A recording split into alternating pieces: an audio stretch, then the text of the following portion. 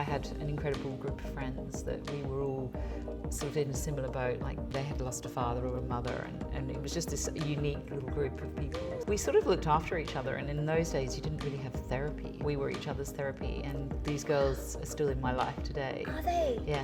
You can either look at life as the victim, or you can take this and grab it, just make what you can of your life.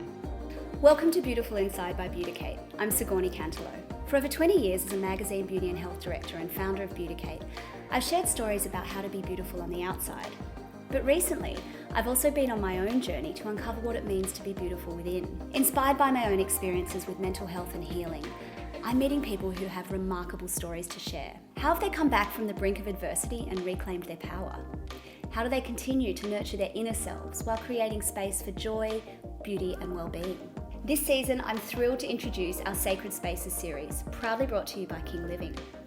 In this series, I'll be talking to designers and creatives who have crafted their homes and spaces for optimum wellness, connection and happiness. In addition to our special focus on interiors this season, we will of course be doing our usual deep dive into the psychology and science of beauty and self-care to give you the tools to look and feel your best inside and out. Now, if you're listening to this podcast, a reminder that Beautiful Inside is a video podcast, so you can also subscribe to us on YouTube and watch us on Spotify video to see inside the inspiring homes and spaces of these amazing people. So join us for a season that's all about the beauty of our surroundings, but also how we cultivate it within ourselves. Now, I'm thrilled to introduce a truly stunning episode with the incredible Emma Lane, the creative visionary behind the Range Estates and the farm in Byron Bay. Now, this was no ordinary interview. Emma warmly welcomed me into her breathtaking home, Copperstone, set amidst the rolling countryside of Bangalow, New South Wales. From the moment I entered into the long driveway, it was like stepping into a different world, one that felt miles away from anything, almost like being in the Tuscan hills. Copperstone is not just a home, it's a sanctuary where every detail speaks of slowness and respect for nature. Nestled on 48 acres of idyllic countryside, the estate is steeped in European heritage, but uniquely Australian. As we sat in her beautiful bedroom, surrounded by carefully curated objects and her gorgeous dog Ranger lounging at our feet, the conversation flowed so naturally. With the perfect weather outside, her children playing in her house and the serene beauty of Copperstone surrounding us, it truly felt like a dream setting for this heartfelt chat. We delve into her journey from boarding school into advertising and how she began creating these extraordinary spaces rooted in sustainability and slow living. This episode is for anyone looking to be inspired by the beauty of intentional living, design, and the power of family and nature. You will not want to miss this episode. Enjoy. And remember, if you enjoy it, please give us a rating in the Apple Store. It really helps us continue to spread the word and make this content for you. Beautiful Inside acknowledges the traditional custodians of the land that this podcast is recorded on, and we pay our respects to elders past, present and emerging. So Emma, thank you for having me in your beautiful estate. No, you're welcome. So I like to go back to the beginning with these interviews, back to the childhood. So you grew up in The UK. Yes. Tell us about your childhood. Well, my childhood was in the rolling hills of England, and I lived approximately an hour and a half from London. Yes. So it was the green belt of England. Where was that? In Berkshire. Berkshire, Place called Berkshire. And I had a quite an idyllic childhood. I was able to play in the fields and connect with nature. And then when I was about 9, my mother died. So it was like that was a big change in my life. And, you know, my whole little world sort of changed. And How did she die? she was in a boating accident, actually. So it wasn't an illness or anything. So it was quite sudden. And I hadn't really thought about death or how it would affect me. So that was a huge impact on my life. But like all these things, it is really what made me in a way, in that I actually went to boarding school at that point. Oh, that would have been hard. Yeah, so my father was obviously on his own, and off I went with my little bag packed. But at 9, yes. And really though, I met all my sisters because I had an incredible group of friends that we were all sort of in a similar boat, like they had lost a father or a mother, and it was just this unique little group of people. So we sort of looked after each other, and in those days you didn't really have therapy. So it was kind of, we were each other's therapy, and these girls are still in my life today. Are they? Yeah. That's amazing. Do you have brothers and sisters? I have a brother. He lives in America, so really. Was he older or younger? Yeah, 2 years older. Yeah. And was he at boarding school too? Yes, he went to a different one, Yeah. yeah. And actually, also the teachers, there was a couple of teachers that were really instrumental that sort of, I think for a while there I struggled, and I sort of realised that I could have a little cry and then I'd get taken out of the classroom. And so I remember my English teacher saying to me, Emma, you know, you can either look at life as the victim, or you can take this and grab it and, you know, just make what you can of your life. So it was quite empowering. Isn't it? Yeah. Yeah, so she actually was particularly influential, and I went on to really form my personality, which is I sort of have resilience and I dig in deep to kind of get things done. So Oh, you do a lot. yeah, You do, yeah. Do you feel like you were given the chance to grieve properly? Because it wasn't really talked about much back then. No, it wasn't, but I think through my friends and us telling our stories, and I realised, because my mother, you know, being killed in an accident, it wasn't like she decided to leave me. Yeah. And some had stories of, you know, of their fathers committing suicide, for instance. So there you have to battle with the fact that you know, your father's chosen to leave you. So I definitely had situations where I thought, yeah, it's awful what's happened, but it's not as bad as other people's situations. That's incredible. So Incredible strength so young. Yeah, so I pretty much left home at 9, and I lost my mother, and I just had to, you know, look at the world and go, well, I've got one chance at this, and I'm going to sort of put my all into it. Wow, that's amazing. And what was it like as a teenager in that environment, you know, at boarding school? Did you flourish? Was it challenging? Did you get rebellious? What was it kind of? Well, after my initial kind of avoidance of every situation, and this teacher sort of saying, look, Emma, you know, you've got capacity to do a lot with your life, I sort of grabbed it, and I actually just tried everything, you know, in terms of sport, and I loved art, so I used a lot of like art therapy in a way. I had a special little seat in the art room as a boarder. I would go there, and I had a really good relationship with the art teacher, and found a lot of comfort through my art. Did you really like your art teacher too? Yeah, I really liked my art teacher. They sound like great teachers. Yeah, no, we had a couple of really great teachers. It was really an incredible experience when I reflect on how, you know, my life could have gone many different ways, and I was sort of grabbed by these amazing mentors.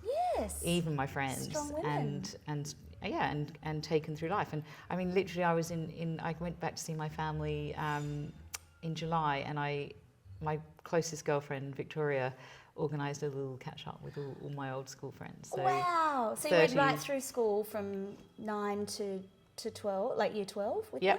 So to 18. That's really special. So 9 years. Friends. Yeah, we're still friends. That's amazing. Victoria is actually the godmother of my son, and he's actually going to the UK next year, so they'll probably get to spend some time together. You know, it is a big world, but it's a small world as well. I'm sure in certain areas. I have heard a friend of mine's husband went to Eton and was a boarder, and she said that there's a syndrome for male boarding school boys, especially in England, you know, and Eton. I think she said it was Eton syndrome or something, where they became emotionally unavailable because they weren't allowed to feel the pain of being separated from their families. Do you think that's a thing? Is that something that you've witnessed with some of the men? Yes, definitely. Yeah, I think the boys' boarding situation is much more cruel. Much harsher. Yeah, because you've got to, you know, dig deep and just kind of be macho and survive. Whereas I think women traditionally, you know, chat, and they self-comfort each other, and they spend hours talking. Yeah. I mean, men and boys tend to go out on the rugby pitch. And that's right. Don't you know? Yeah. They weren't allowed to have their emotions, were they? So I can see that completely. I think it would be different now. I think my sons actually were weekly boarders, because in the end I ended up having such a great experience that my husband and I talked about, you know, what sort of schooling we wanted for our children, and we didn't. I mean, it was harsh to actually have a full boarding experience, because you would often have weeks on end not going home, whereas these children have the best of both worlds. They do, don't they? They get to be with their friends. In the week, sleepovers every night, and then home for the weekend. So they can concentrate on their sport, and they can have fun. And there's a period of time with children where they actually just want to be with their friends. That's right. That's so true. And you can be this guiding light from afar. I mean, it's not for everyone. No. So I have a son now at Sydney University. He's at St Andrews, so in theory he's sort of boarding. And then I have a son, he's a weekly boarder at a school in Sydney, and so my daughters are in the Southern Highlands. So interestingly, going back to school. Oh yes, but because that sort of segues into the next, that sort of story is that I had strength in English and I had strength in art. And I was, do I go into art school or do I go and read English somewhere? And it was actually my English teacher said, look, I found this course and it's creative advertising. And it's a degree in creative, it's a new course. She said, I think it would be perfect for you. Wow. So off I went. These teachers sound awesome. I know, they're really amazing. And I studied creative advertising, absolutely loved it, and ended up going into advertising. So I had a career in London, working for some advertising agencies, and I worked. So were you a creative, like a interestingly, copywriter? Or, interestingly, my CV was a poem that I wrote, and I didn't do. I decided I'd love I wasn't. to see that. Yeah, I'll have to try and find it actually. Please do. And so I sent it out to the agencies, but I was actually thinking more of the client services, but then I got pulled in for interviews to be more the creative, and so it was a little dance that I've done in my career, and I'm actually quite grateful for it because I have worked on the client services side and account management as well as the creative side. So in a smaller agency, you tend to do all of it. Yeah. You know, you might work with the creatives to sort of brief them, and you work with them to sort of provide feedback and say, well, I think it should be a little bit more like this, and then present to the client. Whereas in a big agency, it's like you have your designated your suits roles. and your creatives, So I think over the years, I found the smaller agencies were great for me because I could do you like to do both. Yeah, and I felt like my creative input was important. And really that has gone on to be the backbone of everything that I've done. Absolutely. Like if we go to the farm, I sort of came up with the name and came up with the Grow, Feed, Educate strapline, which was really like my experience in advertising and branding. Building brands was my passion, and I loved new products, and so I found it was really wonderful to have had a family, have a break from the industry for 10 years and then go back in. So you took 10 years off? About 10 years, yeah. So I had 4 children. So in 10 years? No. 7 years. Wow. But obviously, that means the then littlest is, So I then, and then we actually, so it was when Lulu was born, we decided to buy a house in Byron because we were like, we're not taking 4 children overseas. Yeah. And we found this lovely house, and that's really where the farm chapter started. How did you come up with the concept? What was it that sparked the idea for the farm? Well, we had this property called Amalika in Federal in Byron, and we had a 30-acre farm, and we started to grow our own veggies. That's right, yeah. So we had a 1-acre plot. We had a lovely lady that came to help us, who was actually a chef, which was quite useful. Yes. That she had this dream. She had actually worked for us a little bit over the summer holidays when we had all these friends coming and going. So we brought her in to help do a few meals, and then at the end of it, she was like, my dream would be to actually set up a market garden. And we were like, ooh, we might have an idea here. What about you set up the market garden and you can take all the produce, sell the produce, do whatever you want with the produce, and maybe do a little bit of cooking for us. And so for 5 years, that's what happened. So there was no transaction of money, it was actually transaction of time. Oh, that's clever. Which was really beautiful. Yeah. And then through that experience, she sort of involved the children, and we would go down and plant things, and then we started so they learned about it all. Yeah, and we started to see like the impact that growing your own food actually has, and how if you take a seedling and plant it and then watch it grow and you water it and nurture it, that actually when you harvest that vegetable and eat it, it's got a whole new feeling to that. And it tastes so much better, doesn't it? Better. The child eats that vegetable because they know what's gone into its Yeah. growth. And so that's really how the farm began, because we realised how powerful that was for our little family. Yes. And we were like, well, how do we bring this to a larger community? To everybody. And so So we it was found... a really education piece, wasn't it? Yeah, it was this, 70, 80 acre block of land on the pathway into Byron. What a spot. Yeah, and you could pop off from the highway and come in for a beautiful organic meal. Don't even and- have to drive into Byron through the Exactly. traffic. Yeah, so in that project, we got to realise a sort of family dream. I got to kind of get my hands back into the whole creative kind of advertising, marketing, building websites, coming up with education programs for young children. This incubator kind of program where we would support young farmers and give them a plot for a certain period of time until they had their first harvest, and then they would sell to the restaurant. And it was just this really lovely... Cyclical kind of... Yes. Yeah. Beautiful. And what was the nutrition piece in there? Well, did you do some nutrition study or something? Yeah, I did.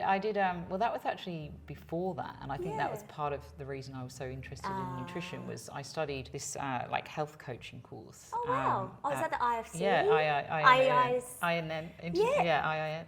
IIN? Yeah. Yeah, my friend did that. And I just, because I was fascinated by all the different dietary requirements and all these elements that I just loved it. It was like this 3-month course, and at the end of it, I had this whole new understanding of real food.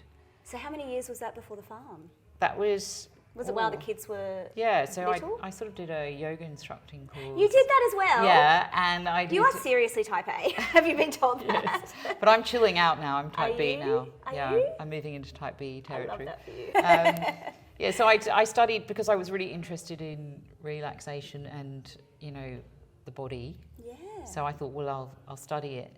Not to teach, but just to learn. To learn. I'm the same. I'd like to do And that. it was the same with the nutrition.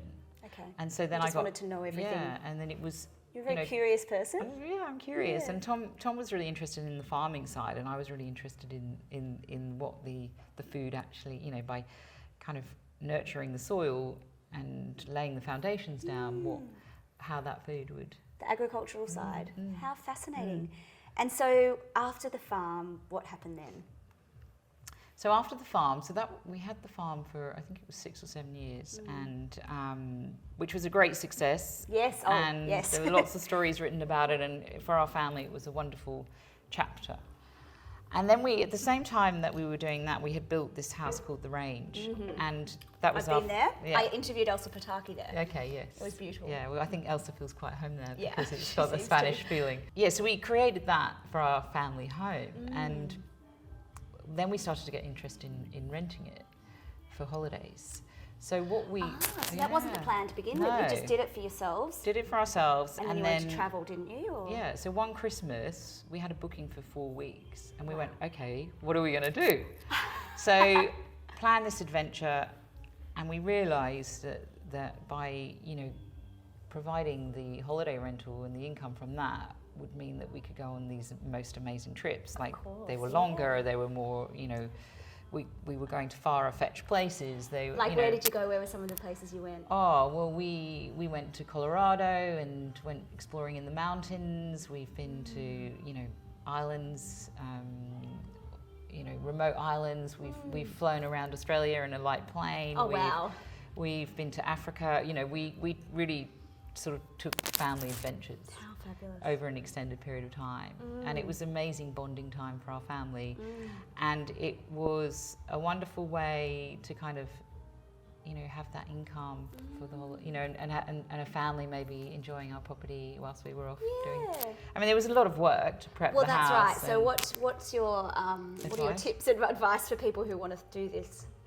Well, if you've got the space to actually have a small dwelling on site that you can have a manager in, that is the dream, because they can live there and oversee it. And I mean, because there's a lot of questions if the property's quite complex or big, then and you've got someone that's sort of out of sight but they're on the property. Yeah, they're then if there's any and you can offer an amazing service then. For instance, you can like a concierge. Yeah, that's what we did, and we ended up, whether they would call to have the fire stacked in the evening or the bath's drawn. So the bath was drawn and maybe turned down service, and it depended exactly on what they wanted. Yeah. You could have 2 hours of housekeeping, or you could Yeah. have a picnic set up on the beach. Yeah, amazing. So we were able to create this, because we had a little cabin on site, create this amazing curated experience for our guests. And yeah, it was a wonderful... So it really took you into the hospitality space more, rather than just the restaurant. Like, this was a real leap. Yes. And how have you enjoyed the transition to that? Well, it was great. I mean, look, at the farm, it was something like 120 staff, and it was a big beast that that had lots of mouths to feed. And I think what we realised with the accommodation was that it was a much simpler offering, in that we probably needed 1 or 2 staff members that could run it when we weren't there. Yeah, absolutely. And living there and curating it and having it as your home just created this beautiful experience for families that came there too. I mean, you had to keep things quite minimal, no family photos around, but you can put them away. And bring them back you just out. do like a sweep before you go away and put everything away, and I guess you'd have lockable. Exactly, like and that would be my other tip. Second tip, would be create the lockable spaces, so even things like a pantry that you can just put all your stuff in and lock the door. Put all the valuables in. But where do you draw the line? Because I've done this a couple of times. I do. I'm on a house swap website. Oh yes. And it's beautiful. Like, we've had some amazing trips, and I like it because the people that do the house swap are homeowners themselves, and you develop a bit of a relationship with them. So it doesn't feel, with like Airbnbs and things, you get sort of. In a high-end property, it's very different. But obviously, when you're doing an Airbnb or something, you kind of get all sorts of people coming. So, but I'm always like, okay, what do I put away? Like, I guess anything you'd be devastated to lose, but exactly. Yeah, if there was a special ornament that might have a little breakage, or yes. I mean, I started to just be I'd want all those things out for someone to experience, and I just really didn't have those items. Yes, that were things. So tell me about your design. Your transition into designer and of spaces. Yeah. How did it come about? Was it just something you started doing yourself, and then you saw the impact that it had and decided to do it more? Did you do any formal training? Like, how did it all come to be? Well, it's funny because my girlfriends from school would say, in sixth form you would all have the same room, like down a corridor. Yes. And they would come into my room and they would be like, Emma, how come yours feels and looks like that? And it's exactly the same as ours, but I was styling from quite a young age. Okay, yeah. That's your love of art. I think it's love of art, and I live very aesthetically. Like, I like to be surrounded by beauty, and it's not necessarily opulent and luxurious. No. I mean, it's luxurious in an earthy way, in a way that's really connected to nature, I think. Yes, you have a lot of influence, haven't you, from nature? Whether that's colours or textures. Have you always had that inspiration? I think so. I think it goes back to England, the rolling hills of England, and growing up in the countryside.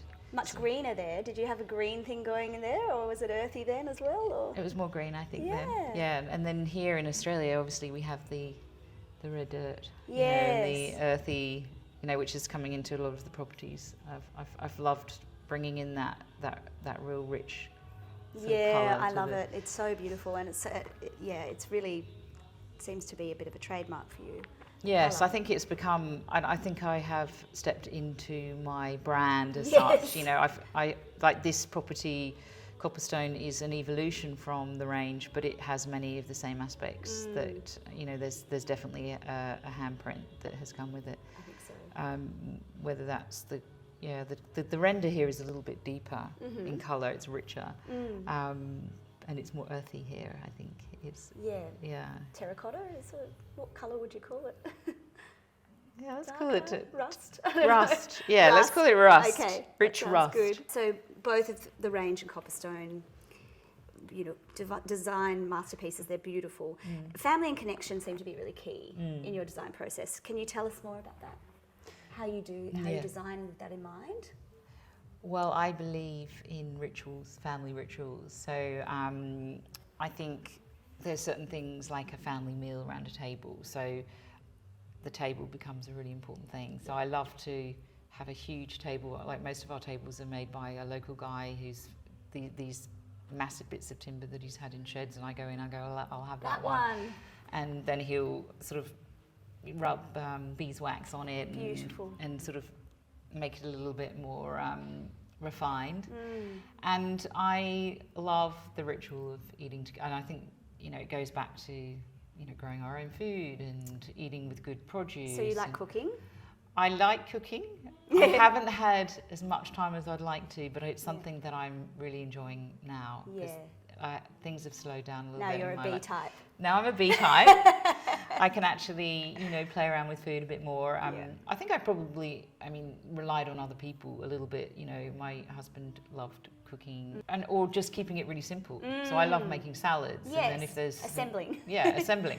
I'm a good assembler. Well, that's good, and I'm Yes. sure you make it look beautiful.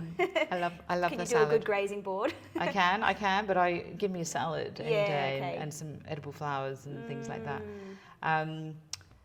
So rituals of family, eating together, having no phones Yeah, that's a rule. at the dinner table. It's very hard to enforce How do with you, teenagers. you've got 9 boys this weekend, so where does everyone, how many people can you sit at your table in there?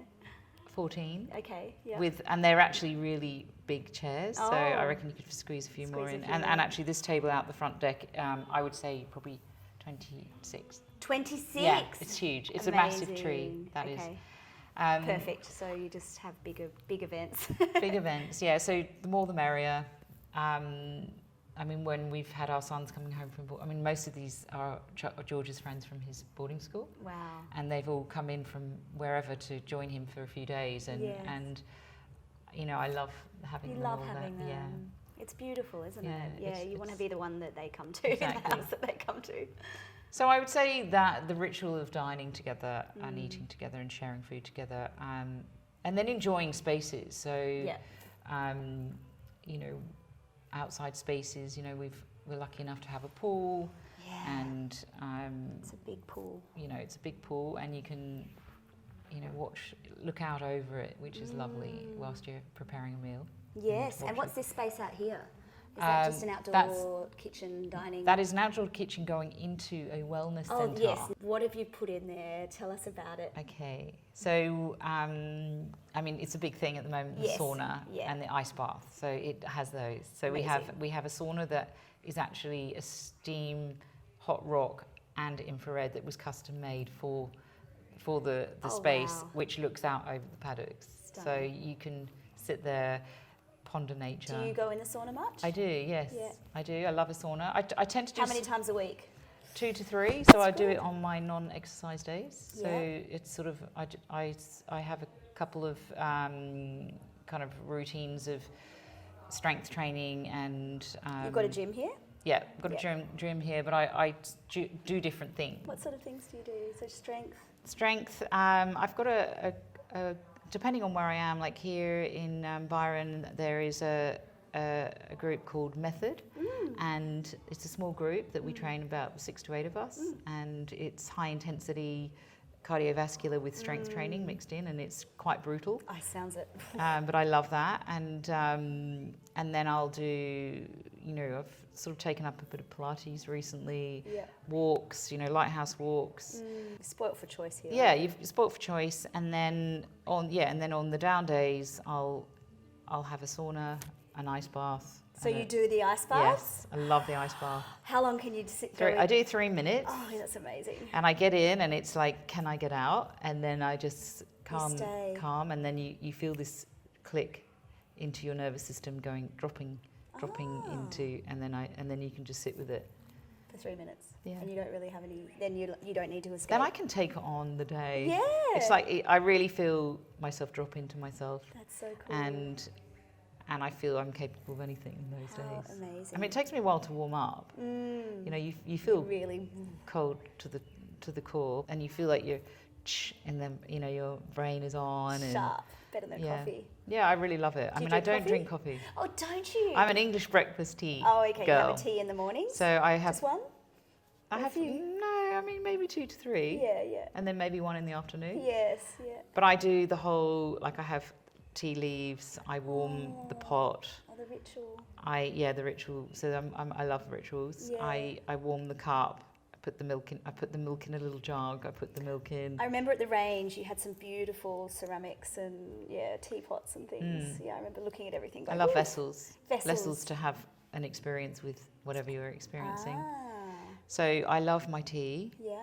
And I find it very comforting with the milk. So that's another thing about connection too. Yeah. Do you do that a lot with the family, or is it like with certain friends?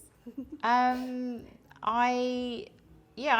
would have friends over that I know love tea, and I would bring the tray out with the teapot, and I would, and they always love to watch me warm the glass. The great thing Emma's about doing her thing again. Yeah, it's funny because I have the zip tap which has the boiling water. Oh yes. But I still boil the kettle. You still have a kettle. But I use the other one to. Look, the horses To are warm being the fed. cups. They're all running in. Oh look! How many horses have you got? There are 4 here. Beautiful. Oh, they're so gorgeous. So yes, so I love the rituals. Rituals, I think, with your family, but also health rituals as well. Like we've touched on that a little bit. But, Yes. How do you design spaces for wellness? Like, what are some of your guiding principles, and what do you have in mind when you're creating a space for wellness? Well, I think space. Space, yeah. Yeah, I talked to you a little bit about I've got this new concept of the space around you, which, so... Tell us more about that. Well, in respects to, obviously, beautiful spaces, like the space around you, but you can actually, if you have your rituals and a set of elements that can help you in your life, you can take those anywhere, so they become the space around you. Right. So, like for me, I see, so, whether it's creating a space around you in an interiors aspect, or you might go overseas on a holiday and you might take that candle. Yes. You might have your incense. Yeah. You might have your, What do you take? What are your things that you take to have create rituals when you travel? I do have a little candle that has, you can, once you light it, you can use the wax to put on your skin. What's that? It's What not brand- wax. what It's brand an is oil. that? I'll have to look that I'd up. like to know that. That sounds beautiful. So I have that, and it's quite petite. Yes. So I love that. Obviously a nice book. Yeah. Some podcasts. Yes. Because Beautiful depending on, sometimes I like to listen to something. Sometimes I actually like to What read. are your favourite podcasts? Oh, Huberman at the moment. Yeah, I love Huberman. I really enjoy all the different people. Deep dives, into the science. And Do you like Diary of a CEO? Do you ever listen to that? No. Oh, No. I've had about a 2-year where I haven't listened to any, and I'm getting back into it now. Yeah, right. Because I had 2 projects. I had this project for 3 years and a project. So it took 3 years? Yes, and in the Southern Highlands I was doing one simultaneously. Yeah, have you sold that one? Yes, yeah, so we sold that back in May. But have you moved out? No. Yes. Yes, okay. So I've actually, now we have here that we obviously use as a holiday house, and we also rent it out to people. Yeah. And I have just bought an apartment in Manly. Oh, Manly. Welcome to the Northern Beaches. Thank you. So I've got a daggy old penthouse, but it's an abundant size, and I'm about to start plans on renovating this. Will you rent that one out? No, that's my just home. For you. Okay. So type B personality moving into part of it is that this, I'm slowing down now. Yeah. I want to smell the roses. I want to enjoy all the hard work. So tell me about this shift for you. How has it come about, and how and why? I think, my children are getting older. I had a really big shift happen. My son left, our eldest son, who's incredible. He's got an amazing personality. He's smart, he's handsome, he's a great kid. Yeah. He left to go to Sydney Uni. He's at St Andrews at Sydney Uni, and I really felt his presence leave. Yeah. And I realised that it was the start, the first little birdie was flying the nest. Yeah. And, this little birdie will be with you. Yeah, this little birdie, he's loving life.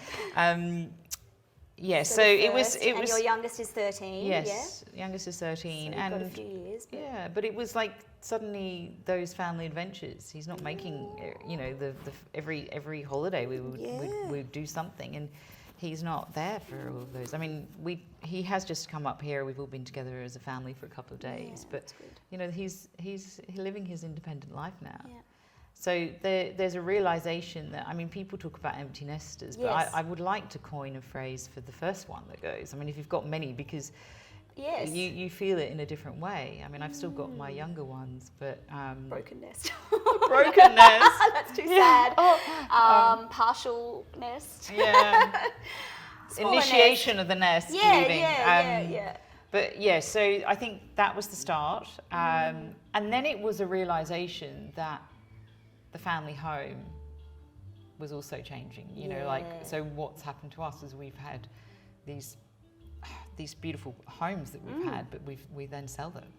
That was one of my other questions. I want to know how you feel. Like, there is a loss and a grief process Yes. when you part with something, Yes. especially when you put Yeah. so much of yourself in it and your stamp.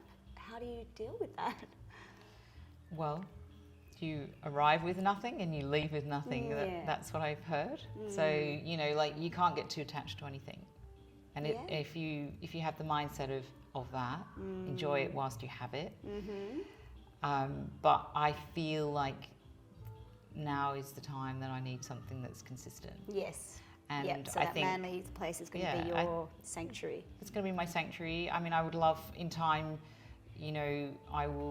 obviously I've still got this to come and use, and I think at some point maybe a smaller property. But there'll always be a home here for me, and hopefully, these two lives of the little city pad and the pied à terre. and this little country, having that different connection to nature. Because I mean, in Sydney you've got the beautiful beaches and national parks. But I can't wait to. I hope you share some images of your I will. place in I will I'll have be. to see it. I'm excited about that one actually, because it's going to be me. I mean, my husband and I separated in February this year. Did you? And we've had, I mean, it was a success. We had 22 years of marriage, and we've got 4 beautiful children, and we are still really good friends. That's and great. I think maybe over time the stress of the family home being constantly sold, that was definitely more of a Tom's business acronym, and finding the right time to maximise these the sale of these properties. But that probably did take its toll. I'm sure. And so now I get to keep it for myself Yes, and share it good. with my family. So do the kids ever say, "Oh, I really would miss that home"? Like, is it something they that do. they get upset about? I mean, they too? miss the farm. I mean, for them, they had a lot of street cred. They'd go to school and they'd be like, "Oh yeah, we're at the farm." Yeah. And they all had, like George was drive the buggy, and Matilda thought she'd be a waitress there one day. Like they all had these little attachments. So I guess it's teaching them as well. That everything is not forever. That's right. But you've also focused on experience too with your travel, so that's right. That's the compensation. These properties have allowed us to have extensive travel, to really connect together as a family, and we still. I mean, look, Tom and I have just spent part of the school holidays together. Yeah, that's brilliant. In this house under the same roof. That's very amazing. You've managed to do that. I think it's not easy for a lot of couples to do that. No, it's. I mean, I just think that there's a lot of energy that goes into negativity. And actually, if you can navigate with positivity and kindness and be generous in your spirit and forgiveness and all those things, then... You're very evolved. I don't know about that, but, it's... That's really beautiful. Have you done a lot of therapy? Like, I feel like you've either done a lot of self-work or... Well, I obviously did in a kind of way when I was younger, because not that it was offered when my mother died. It wasn't offered, but we therapized, if there's such a word. With the friends. And the teachers. And then I have probably through that scar of losing a mother quite young, always been interested in my feelings and emotions and how I respond, and I had to learn to self-soothe at quite a young age and emotionally regulate, and I feel like that actually prepared me really well for my marriage breakdown, because it was a similar situation. It's the ending of a relationship. It's the death of a relationship that actually Tom and I talk about how our relationship is moving into a new chapter now. Right. And so New beginning. it's all about how you frame things, you know. That's really good for the children to see too. Exactly, and teach them that, you know, maybe, you know, even friendships change and evolve, and partnerships, and also, you know, how you can treat each other and live a nice life. That's right. Bitter and twisted is not. It doesn't help anybody, and you don't want that for the children. No, not at all. Yeah, so therapy. I mean, look, we have amazing access to podcasts and all sorts of things. I've had 3 incredible female friends, actually, that have, because I kind of lived between 3 different places. I was in the Southern Highlands, Manly and Byron, and I had one in each camp. A special friend, Special friend that were incredible. That's so great. I feel like that is a massive type of therapy, you know. And then I have actually, for the first time, had a therapist who, you know, I've spoken to throughout the process. And often it's just telling her what's going on. Yeah. And, you know, that's been, you know, just someone separate to friends and family who you can talk to and has a professional kind of bent on things that help you to navigate. And they often have strategies and things that you would never have thought of, you know. It's just that having that point of view. Are there any other sort of non-negotiables for your mental health that you really, I mean, it sounds like exercise is a big one. Exercise is huge. Like I feel like I exercise to feel physically strong, and then I'm mentally strong. Like it goes hand in hand for me. Like the endorphins that you get through exercise. And ice baths. Ice baths. Oh my gosh. Yes. I mean, it's interesting. Meditation's a big thing. Yeah, but I was going to ask, do you meditate? I studied meditation and Vedic meditation. Yeah. With Jackie at the Jackie at the I've and Gary with her, Goro. and Gary. Yeah. Me too. Yeah, both of them. I've done both of them. Yes. Okay. So because they offer a completely different perspective, and I loved that. Me too. But I find more powerful for me, and particularly during times of high stress where you just can't drop into a meditation because the monkey mind is just too. Correct. I practice more mindfulness. Okay. Yes. So and that is often looking out to nature. Well, yeah. But anywhere, you know, you could be in just, you know, even in the car and seeing a tree. Yeah. Do you breathe? Do you do breath work and things? I do. You know, certainly if I'm feeling anxious, I'll calm myself with breath work. Yeah, I love just acknowledging elements that I see as that mindfulness practice. Yeah. You know, lots of things you can do with mindfulness. Hydration. Yeah. You're a big water person? Because water, you know, it gives us clarity of thought, and I find it, if I'm dehydrated, that nothing is in flow. Works. Yeah, it's like I need the flow of the water in my body to have the flow in my life. Well, you're right. I mean, it is essential, and it's such a big part of our makeup. Do you have one renovation or design tip that you would give to those trying to create a less sustainable yet luxurious space in their homes? I know one is hard. You've probably got billions, but... Well, I think toxicity in the house, like there are a lot of things that can be, you know, harmful to our health in our homes. So, for instance, paint. You know, you can make good choices about, say, Lovoc paints, but I love a little bit of plaster on the wall because, I mean, this room that we're in is a natural Ibethan plaster from a company called Mineral Fox. Oh yes, because they do micro cement too, don't they? They do micro cement, but this is like a living, breathing, so it actually helps the air quality in the room. Really? Yeah, it's. How? Look, you're going to have to speak to Carmen at Mineral Fox, but it is. It adjusts to the humidity levels. It is a natural product. It looks so amazing. Yeah, it is. And it's so so comforting as well. Something about it. Yeah. And how I guess you said to me before that you use the earth as your palette for colours. Well, that would be one of my biggest tips for renovating. Is to look outside the window and to bring part of that in, because you then have this lovely consistency with the outside coming in. You can't go wrong with color choices. You know, like here you could, oh look, the horse is off running again. You could you could use the greens. I mean, look how beautiful green works with the browns and the red earth. Does, you know, it? there's a beautiful connection And there. all the natural textures as well. Yeah, and natural products. I mean, Yeah. I mean, this is leather.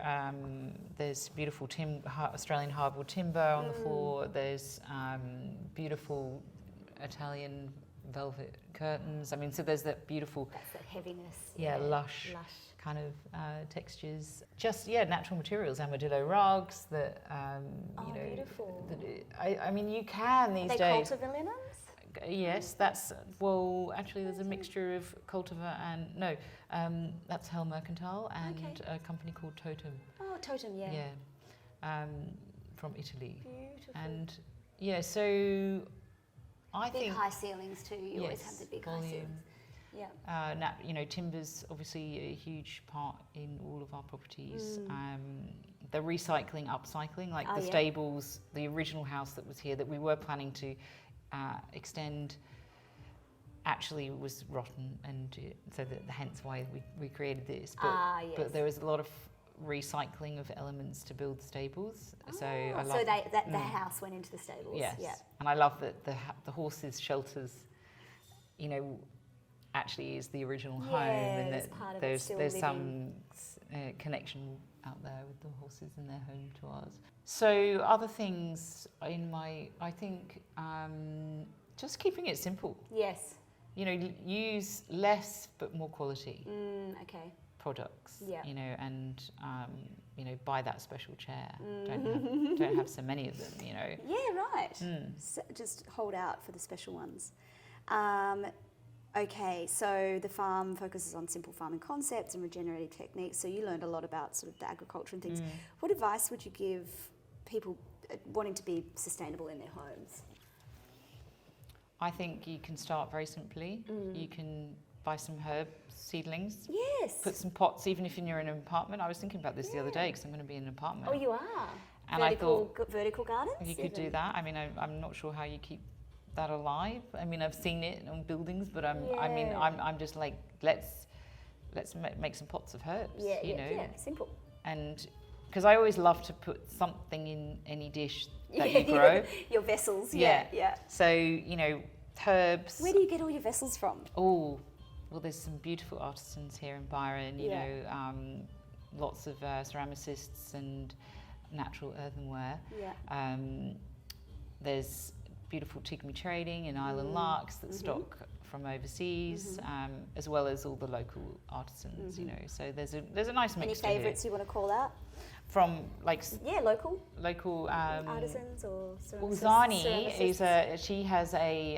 she's got the clay barn. Oh yeah. And I've had many a class with her. Like actually I love Oh, working. you do? Yeah, I've done a little bit over this. Have you got any of your pieces? Yeah, I have a few pots. Oh, I want to see them. And so she has her own range of, actually more that we had that whole range at the range of her ceramics. That's maybe all the ones I saw. Yeah. And then Sigourney Trading, I've got a whole plate set from them that I think is from Italy actually, because I really wanted this place to have this sort of rich European Italian feel to it. It does, yeah. So we've got like some antiques from Italy. Yeah, I was wondering about the lamps and things. Yeah, so these are old, Italian, and the mirrors. Beautiful. Which I think adds that feeling that it's been here for a while. Yes. And I love that in the aesthetics of a place is to actually, you know, bring in a little bit of the old world. Yeah. Because you bring a history in. That's right. And you combine it with some modern elements, and it's just. There's beautiful. a sense of story, isn't there? There's there a is. sense that we're part of something bigger and. Yeah, I mean, I've got old paintings, horse paintings that I've just reframed, and so it's cool. like the old painting with the beautiful new modern. Do you do auctions and things? Sorry, Do you do auctions. auctions? Yeah, well, actually, because I was living in the Highlands at the time, I found some amazing pieces in the Southern Highlands to bring here. Old paintings to mirrors to lighter fixtures to like little bit. So you little love gem. the hunting aspect I of... do. I'm a hunter-gatherer at Yeah, heart. I thought maybe. And that takes time. Do you get people involved? Do you have other, Yeah, well, people... definitely. I mean, Yeah, I think you that's need to one get of the help. keys Yeah. to life and being able to juggle a lot of balls in the Yeah. air is to surround yourself Do you have with... a team that does this? No, No. I don't have a team, and I mean, I have a team in the respects of the builder and Yes. all his, But not carpenters and a lady called Helen from Island Lux in Bangalow. Yeah. I used, we worked together a lot. She was, I would say, like a sourcing partner. Yeah, And beautiful. so I had some mood boards. She then worked with my mood boards and came back with items and said, I found, these beautiful chairs, for instance. Oh, they're amazing. And so she was fabulous in helping me to curate some of the furniture. So is this the master... Is this your bedroom? This isn't the master bedroom, yes. I love that. We have a lovely bed by Baxter, Oh. the beautiful bed linen by Totem. There is some side tables, and the desk is a local artisan called Spencer who makes everything out of the timber. The reclaimed? Yeah, reclaimed timber. The We have what we're sitting on is another Baxter piece, leather. We have gorgeous kind of two-tone leather chairs in front of the fireplace, which have got an old Italian feel to it. So, an Armadillo rug, they recently shot their campaign here, which did they? Yeah, which is lovely. And then, books and vessels from memories. Lovely. You've accomplished so much, through your career. You've had lots of different sort of phases. What are you most proud of? Well, I'm really proud of my family and my children, and I would say that there is no shrinking violets. They have incredible strength, which is sometimes as a parent is hard to parent, but I really believe in each and every one of them and their capacity to be good humans in this world. And I would say, the legacy of the farm was a great project for our family. And then just leaving these beautiful footprints on the earth that add to it. Yeah. These beautiful homes that we can share with other families. I think that the ability to invite people into your home and to be generous to share and for them to have an experience and then ultimately we pass it on, we sell it, and we've been working Give the on joy to somebody else. I would say my husband and I have been great at coming up with an idea and making it happen. Yeah. And then we sort of hand it over. Yeah, you pass the baton on. Yeah. Why do you do what you do? Because it makes me feel alive. I love that. I do what I do because I love living in beauty. And it fills my soul to be, surrounded by beautiful things. And again, that's not necessarily expensive things. There is a few lovely pieces of furniture here and in this house, but it's the essence of something that fills your soul. And that's often people and the people that come into your home. It's the interactions you have with people over time that add to you, and the ability to be kind and empathetic. And I just, that's what makes me connection. I can see that. That's beautiful. Okay, so the last thing we usually do is our Sacred Six. So I don't know if you've had a chance to think about it, but it's sort of the 6 products, treatments, protocols, even, it's something you bought recently that changes your life, or an app you use, or a piece of jewellery that's sentimental, or something that makes you a better version of yourself. Did I put you on the spot? Yeah, well, I need to look at my... I did write. Did you write something down? Yeah, I did write That's it down. okay. Is that okay? Yeah, of course. Because most people do this. They always bring okay. their notes out for this part.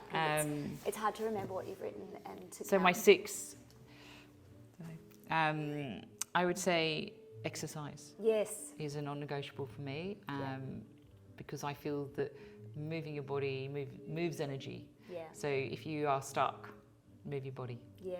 I remember once doing a Pilates class and crying. And I'm like, where's this coming from? But I don't know, something was released. Yeah. So it's incredibly powerful, I believe. And, if you can just get your whole system, lymphatic system working, mindset shift, oxygenation of the brain, calming your nervous. I mean, it's very powerful. Yeah. So I love that. Yeah. I would say connection with friends, catching up with friends and people, sharing a meal, going for a walk, that human interaction and point of contact. And I think our humanness is a really beautiful thing. Yeah. Gives us life, doesn't it? Yeah. I think more so now than ever is limiting that social media. Yeah. You know, like I go through phases. Well, I have it set on a limit 1. So it tells me if I've spent a certain amount of time. Ignore. Yeah, and I do, but it is good because you go, okay. Gives you an awareness. You're like, oh my God. That went really quickly. Yeah. And just use other things. Yeah. You know, like listen to that podcast. You know, I think really think about what you feel like after you've you know had half an hour on looking Listen at to your body. Yeah. Listen to your you know, what brings you joy. That Yes. I would question the joy that brings. True. Yeah. Yeah. Being aware. So being present, Yes. like actually taking in the world. So stopping, smell the roses. And it's not something that I've been brilliant at over the last few years, but I am doing that now. And I think it's big life changes, you know, reassessing my life and what I want in this next chapter. Your type B phase. My type B phase, but also, you know, where I'm at in my, you know, my womanhood. Your nest. Oh yeah, yeah. Womanhood, that's right. You know, I've had my children. I'm, you know, in theory, entering wise woman. Yeah, you are. The new season. Yeah. Yeah, and so, yeah, just to have that time to reflect on your achievements. Like, don't be trying to achieve all the time. Actually, be satisfied with where you're at, wherever that is, and have contentment in. It's very zen. I like it. You must have read some books. I feel like. I used to love reading. I haven't read a lot recently, but I mean, I think we read shorter snippets now. Yeah, we pick up a magazine and pieces. we read the health section, or we, you know, the study on this. I Google quite a bit, and you know, actually, one of the things that I'm really interested in moving forward is you know, because I've had a little bit of therapy. Yes. Is that's fascinating for me, and I'd love to study that a little bit more. Counselling or something? Not more or psychology. Relationships. You know, like interactions. Because I now have a husband that's a friend. Yes. So you know, how do I really nurture that? Yeah. Because I have 4 children with him, and how do we become the best parents we can be? You know, my girlfriends that have been incredibly supportive to me, like how can I be a brilliant friend, you know, be brilliant back, because I think my life's been so busy, I may have not been as great a friend. I mean, I think that's been a really lovely part of this whole journey for me. Yeah, so I was talking about relationships, so understanding a little bit more about how I can be a really great person in a relationship with all of those people that touch my life. Yeah. Husband, ex-husband, children. Yeah, making it a project. Yeah. Yeah, making actually a sort of saying, what do I need to do? That's really cool. And that sort of ties into this whole concept of the space around you. And it's actually a book. I don't know whether it will ever be published, but I'm writing. Oh my gosh, what you do? Which is just a fun thing on the side to explore this concept of the space around you, and within that is your space around you is your relationships. Is your family. I was going to say, what is that saying? Home. Well, it's kind of like home is where the heart is, but it's kind of wherever your people are is where your home is, and where that's beautiful. And did we have 6? Was that your 6? Well, give back. So that's the giving back element. I think we have to be conscious of not taking. I think we've become self-indulgent in that way, and so how can you give back? Whether it's, you know, being conscious about that conversation with a friend in need, or to the environment, or I think that's passing on your joy of beautiful things and sharing them with other people. That's also a way of giving back. And family meals. Family meals, yeah. Yeah, that's a big one for me. No, that's beautiful. I think that gives you life. Yeah. Oh, well, Emma, thank you. It's been such a pleasure. Like, I could just sit here and talk with you all day, but I know you've got things happening today. Lovely to sit and, stop and reflect. Yeah. I mean, this is the great thing about these interviews, and just having a chat like this it's thought-provoking, and it makes you realise that, we've got this one life. That's and right, like, how do we make the most of it? Milk it. Yeah, we'll make the most of it, but be present and enjoy it at the same time. That's right. I know. It's a hard balance to strike, but I think you're doing a very good job. Thank you. Thank you. Thank you. Thank you for joining me on this episode of Beautiful Inside. If you enjoyed this, the best thing you can do is share it with a friend, leave a review or give us a rating.